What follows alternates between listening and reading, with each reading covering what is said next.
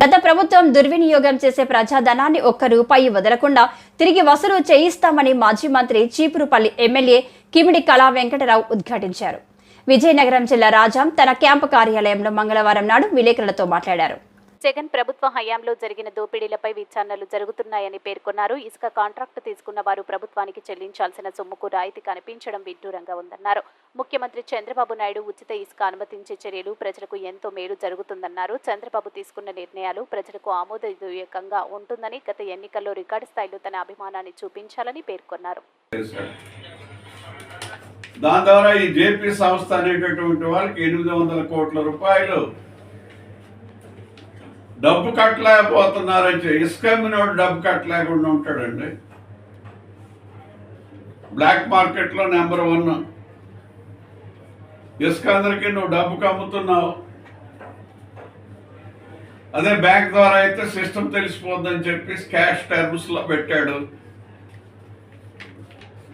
800 కోట్ల రూపాయల ప్రభుత్వ దానాన్ని మాఫీ చేశారు. అది చాలా తప్పు.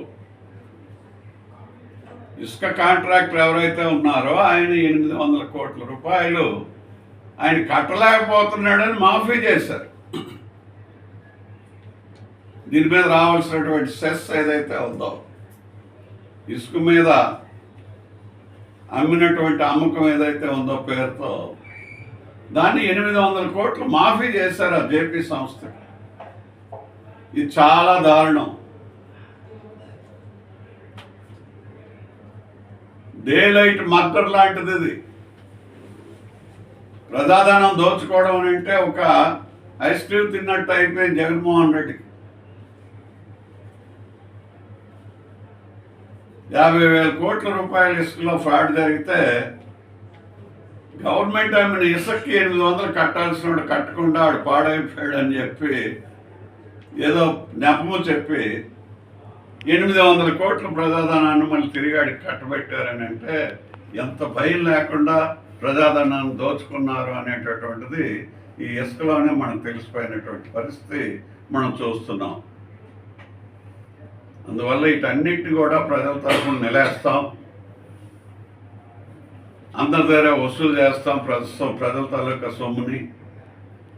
దీన్ని చట్టపరంగానే ఉపయోగిస్తాం, చట్టపరంగానే యాక్షన్ తీసుకుంటాం తప్ప ఏదో డాక్టర్ సుధాకర్ లాగో లేదేదో సారా తాగిన ఆయన్ని ఊరేసినట్టు ఇలాంటి పనులు తెలుగుదేశం పార్టీలో ఉండవు. అంతా రాజ్యాంగపరంగా, వ్యవస్థల పరంగా, చట్టపరంగా ప్రజా జీవితానికి ప్రజలకు ఏదైతే నష్టం ఫైనాన్షియల్గా జరిగిందో, ప్రజాధనం దుర్వినియోగం అయిందో, దీన్ని చట్టం ప్రకారం ఎవరిని వదిలే పరిస్థితి ఉండదు అని చెప్పి ప్రజల తరఫున తెలియజేస్తూ, ప్రజల తరఫున ఇలాంటి వాళ్ళందరి మీద కూడా చర్యలు ఉంటాయని ఈ సందర్భంలో తెలియజేస్తూ, ప్రజాధనాన్ని వసూలు మాత్రం ఎవరి దగ్గర పైసా కూడా వదలకుండా వసూలు చేసేది చట్టం ప్రకారం వసూలు చేస్తాం, చట్టం ప్రకారం శిక్షిస్తాం. రూపాయి కూడా ప్రజల తాలూకా సొమ్మును దుర్వినియోగం కాకుండా కాపాడుతాం. దుర్వినియోగం చేసినటువంటి వాళ్ళు తినేసిన